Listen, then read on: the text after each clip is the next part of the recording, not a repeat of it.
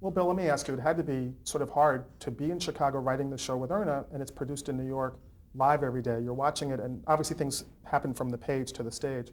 How hard was that to watch the transition?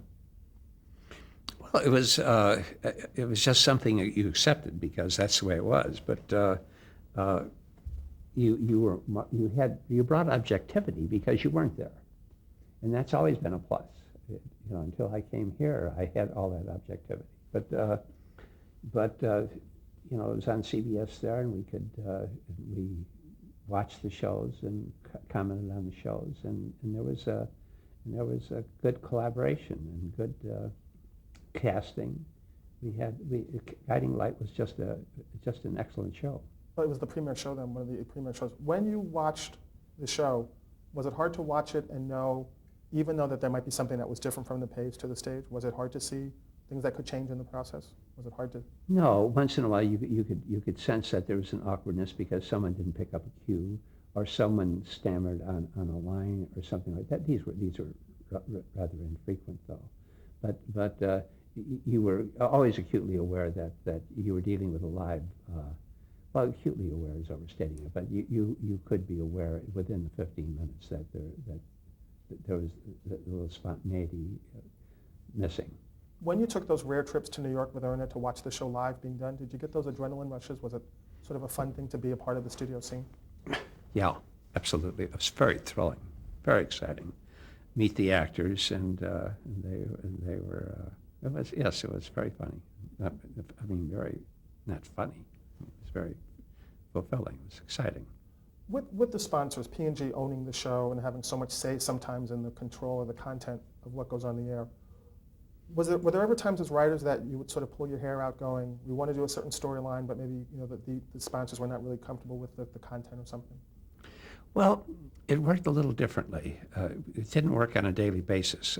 We would meet every 3 or 4, 6 months, whatever was mandated or needed, and we would discuss the story into the future, and sometimes there were differences of opinion. Nothing, only on 1 or 2 occasions did it really get very violent, for lack of a better word. But generally speaking, there were disagreements. But Procter and Gamble, it's a very class outfit. I can't say enough for Bob Short and Ed Trock, with whom I worked and Erna worked in most of our life. With Procter and Gamble, they were just they brought their points of view, but they listened to reason. They wouldn't always buy reason, but most of the time they did. And it was just a delight working with them. And there's no question that their imprint helped make it a better show. Well, the reason I ask is because the name P&G conjures up conservative to some people, and you're sort of known as a guy who pushes the envelope. Having your own power now, it must be easier, but thinking back then, you said that it got violent a couple of times. Who won those confrontations? Was it the sponsors or was it the show, the writers? Well, the violence didn't come from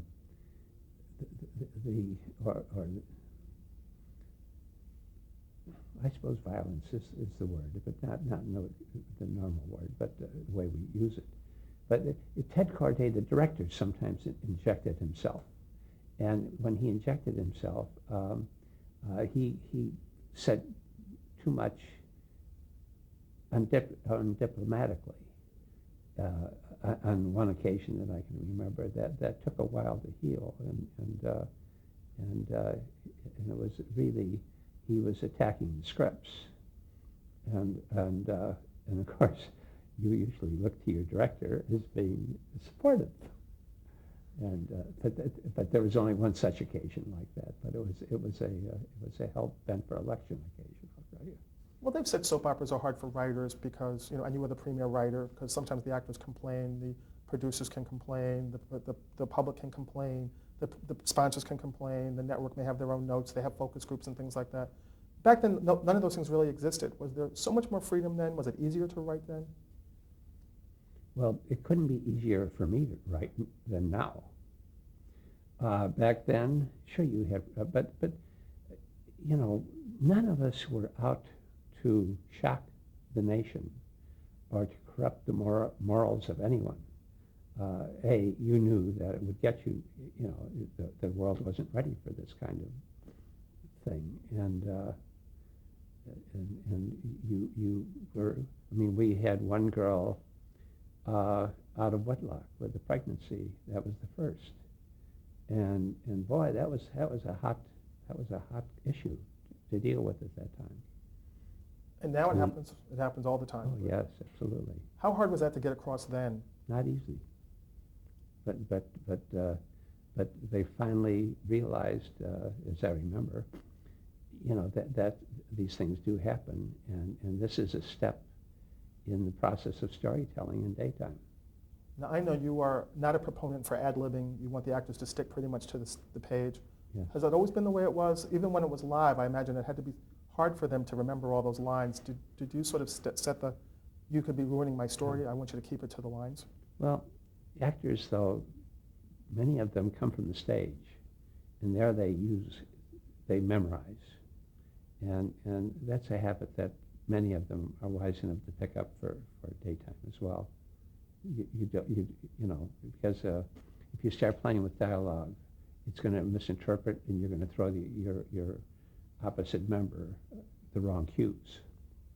Let me transition to one of the first times you got to become more of a creative force on a show, when you and Erna went to write Another World. What was that process like? I mean, again, leaving the security of a check. You know, yes, you're working with, you know, a mentor. Well, we were still doing World Turns, but NBC wanted a show, and so Erna and I, with Rose Cooperman, I got, let's see, I had 30% of the show. Erna had 40 or something, and Rose, the secretary, had 28%. But she got the 28% for many reasons. But she was the one that suggested, with great genius, the idea of the title. Namely, World Turns was far and away the biggest serial on the air. And so she came up with the title, Another World, because everyone called World Turns by World. You know, you didn't call it As the World Turns, people called it about World. So when you came out with the title, Another World, you had that going for you. It took a while, though, because we went to NBC, and NBC was just getting started in the serial business back then. CBS was the powerhouse. I mean, on World Turns, we had a 64 share. 64 share. I jumped ahead to Another World too. With As the World Turns, were you doing both shows at the same time? Yeah. Were you writing Guiding Light and As the World Turns? Yeah. And that's unheard of. I mean, I know you also wrote Days at a Time. You were also writing Y&R. Juggling those I've always done two shows, though, for a long time. Yeah. Juggling all those characters in your head. How was that possible? You know, also Easy, because they're so well defined. Tell me, describe how you can juggle sort of watching one and, oh, that's the wrong. Okay, do it this way. I mean, they're such totally separate entities that they're just like if you walk into at home and you have your family and there's another family. You're not going to confuse either because you know them so intimately, and that's the most important thing a writer must do. He must know his character so with such finesse, and know everything about him. You know, when I write a Bible for a new story, a third of the Bible takes place before the show ever begins, before we even, you know, I want to know about those characters, what they did for the last 20 years. Because it's what they did in the last 20 years that brings them to today. And you have that kind of familiarity with your characters as a result. I don't know how many people do it this way, but I've done it this way, and it's been very helpful for me. And I've got copies of the presentations of all the shows I've done, and they all start off that way. To what do you to ascribe the popularity of something like an As the World Turns then? It was similar to other shows in format. Erna had written other shows that came and went. Why do you think As the World Turns, and it was for, I think, 25 years, the #1 and predominant, why do you think it was that show that caught the public's attention so well? Well, because it was singular. I mean, the characters are singular. You had Penny, and you had Jeff Baker, and you had Bob Hastings, who's still on the show. And I'm having trouble thinking of their characters' names. Don McLaughlin, who I'm dealing well with actors' names. And Grandpa, it was a cross-section. You had generations.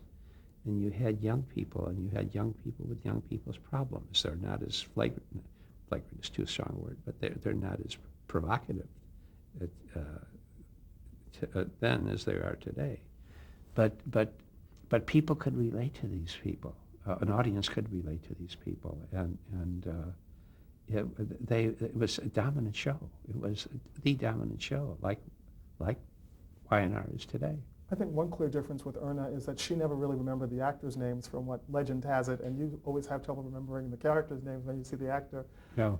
Something you obviously did not pick up from her, but it must be hard to juggle the actor, the characters, people who come and go, they do both shows. How has that been hard after all these years to keep things on track, keep your focus? You don't borrow from yourself at all. How do you keep fresh? How do you keep those ideas coming from the 40 years you've been writing? Because you know your characters so well.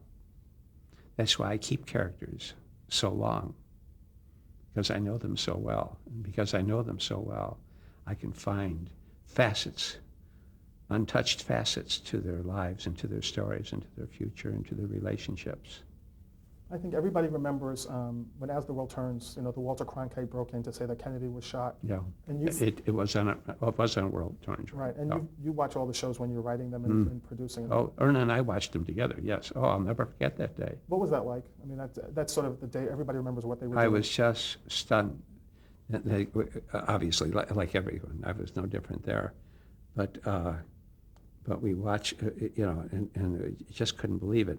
And of course, there was at the 7-minute mark or whatever it was into the show, there is a report that President Kennedy may have been shot. It was only at about 1 o'clock that Walter broke in and said, the president is dead. And oh my God. And Erna wanted to work that afternoon. I said, Erna, I can't work. I'm leaving. I just walked out of there. I was just, it just destroyed me. But at that time, Billy, our oldest son, was just an infant. And he was at home, and it's just, it was a weekend, if you weren't living at the time or you didn't experience it, it's a weekend that you'll never forget, anyone who lived it. Well, I was 3, but I can only imagine as a writer and writing soap operas, how do you come back and win the audience back with something so dramatic has happened? Well, what we did is this. We were off the air for 4 days, and during that time, we rewrote two scenes to the first show that they were going, and when it was live. And we talked about the president, and we helped the country try and accept, if that's the word, but we tried to just make things a little bit more understandable, if you could make it understand and palatable, and so we were that current with it. The first time back, we were talking about it. That was a major issue in half the show. That was one of the things you were also sort of credited for, helping to make soaps more topical. Was that even how it simply started, seeing what happened in the real world and sort of adding elements to your show? Mm-hmm. And I think so, yes. Yeah, very definitely. Yeah. why was that important in the sort of the development of soap operas? Because so many of them don't really address the real world. Well, I think that's what you can relate to. It's not only just people, but the world we live in, and I think unless you touch that world, something's missing from your show. Well, one thing people have said, not only do you know your characters very well, you know your audience very well. Have you always been intimately involved with knowing who's watching this particular show? I can sense in the way I write stories who's going to be interested in what story. I purposely write stories where there are facets that will totally involve all age groups. Certainly, there's more of a focus on the 20-30 group, and then certainly the 15 to 20 group. That's your primary age audience, but you can't forget the over 50s either, because they are a very strong, loyal audience, and many of them have been with you for a long time, which makes them especially loyal. It's got to be hard when you have to write for so many different constituencies, especially in a soap opera. The 20-somethings like themselves. They But like see, I don't do any of this consciously, not at all consciously. I mean, you've been doing something so long, you just automatically do things and tell stories. Nothing is conscious. Well, describe the process. Has it been the same from 1956 to 63 when you were doing As the World Turns to now? Is it a totally different process? Do you is it follow the show daily, rewrite in your head, write it as it goes? How do you do that? What's the process? Has it changed over the years? Well, sure, the process has. I mean, the process changed totally for me. Again, 14 years ago, when I just stopped telling people what I was doing, and I did it, and I knew that people would jump all over me the moment that I went astray, but that's never happened. I've never once been challenged. Am I answering your question, or am I away from it? No, you're answering it. I'm just curious as to back then, with all the other stuff you had to do, the meetings and the process, and obviously it was harder to do with the process, how it's changed, and was the process, obviously you did it then, so it was obviously easier because you did it then. No. But. And the meetings are non-existent today. We are on YNR a well-oiled machine. We are on Bold and Beautiful a well-oiled machine. I mean, everything hums. What about then with the meetings? How, I'm in the middle of writing, That was different. Tell me about that. Well, it was different in that a lot of people wanted to be heard, even though they had little to offer. And we've all known that, haven't we? And so you had to be discreet sometimes when you wanted to walk out of the room, but it always paid off. But it wasn't. Again, the meetings were not that frequent, and some of the people who were parts of those meetings were just excellent people, who more often than not shut up the guy who made that stupid suggestion.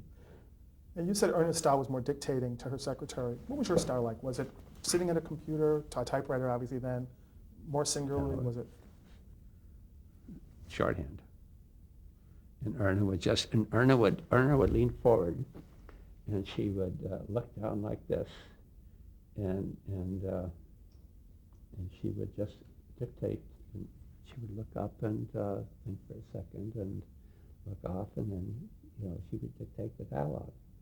And it was remarkable for someone like myself who didn't know about that. Today I live with it, but I thought, how can a person do that? How can that happen? Of course it can happen, but I think Agnes dictates too. So even now, I don't know of anyone else who does, but that doesn't mean there aren't others that do. even now, 1 hour show, you will literally write out and dictate, and I mean, so many of us would think it'd be easier to just do it. Yes. Well, here's the thing. With the 1 hour show, we'll go through and we'll go through scenes, and I'll talk through scenes, and then I'll get involved in dialogue because I'm groping for something. The way out of it is to dictate, and I've very often dictated a whole scene because I wasn't sure where I was going. I knew I had something, but I knew also the only way to find it was to dictate it, and that's a lot of fun. Another thing about As the World Turns, the historians have all said, is it was one of the first shows with really lively characters. Lisa was like the first, I don't know if I can say bitch in the archives, but Lisa was like the first real scheming, conniving bitch character Eileen Fulton played.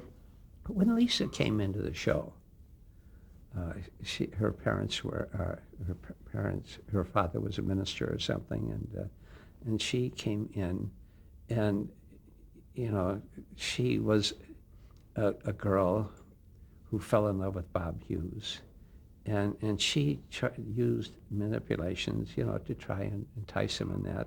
Certainly, you didn't get into sexuality there at all, but people. She wasn't a bitch until many, many years later, though, really. And she's been a fine actress for the role. She's been there a long time. She had a couple of hiatuses, but I was there when we tested her and hired her, and she was a cute little thing.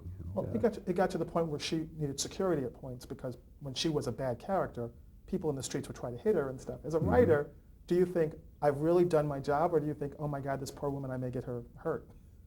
I don't think half as many people are threatened with bodily harm as some of the actresses would like us to believe, okay? I mean, almost every actress has got some story about something that happened because people resented her from the show. Because too many people realize that she's a character on a show, not the character herself. I think I know a lot of actors who all have a story about somebody tried to hit them in the street. Absolutely. Oh, yes, I read them all, and with a smile on my face. Well, does the smile say I believe them, or does the smile say this is probably an actor being a little hyperbolic? The latter. Let me ask you about some of the other things, like creating Our Private World and the primetime show, the spin-off for Lisa. I had nothing to do with Our Private World. Uh-huh. Well, I shouldn't quite say that, because I never got credit for it, although and I wasn't looking for credit, but because I worked with Erna, I became part of it, and she welcomed. But no, that's right. That was on 26 Weeks. I forgot about this for a moment, because that was when Lisa went nighttime. Well, that brings the question up about credit, because some books credit you with Another World and some don't, and you obviously you had input into Another World. Oh, I had a lot of input into it. Yes. But whether I get credit for it or not, it doesn't bother me. That one, because what I offered, I gave to Erna, and whatever she used, I was just happy for the experience. I wasn't looking for credit or money or anything. And the same thing when we get around to talking about Ted Carday's. Why can't I think of the name of the show? Days of Our Lives, of course, sure. No, the reason I ask is so many people live for credit. They live for the recognition and the acknowledgement. Mm-hmm. But see, I was getting it every day on Y&R. By this time, I was getting it every day on. I think this was after Another World, wasn't it? Or was this before Another World? Right after. I was getting it on 2 shows on 2 networks, or 1 show on 2 networks. Well, I'm curious, with the primetime experience, why you at that point didn't say, I like primetime. Because I like daytime better. Primetime that was 26 weeks, and it got. I would as I remember, it averaged about a 28 share. You want to know something? Back then, if it didn't have a 30 share, it wasn't coming back. And daytime was that way until not too many years ago. If you didn't have a 30 share, you were a history. And right now, a 28 share, they would be very happy to have that show. Oh gosh, yes. And how? I think with the ticket. Well, you'd lead the whole schedule with a 28 share. I mean, when you see what's happening at nighttime, and they're pulling 8 and 9 shares. And those are hits. Yeah. It's amazing. Is the tape about something?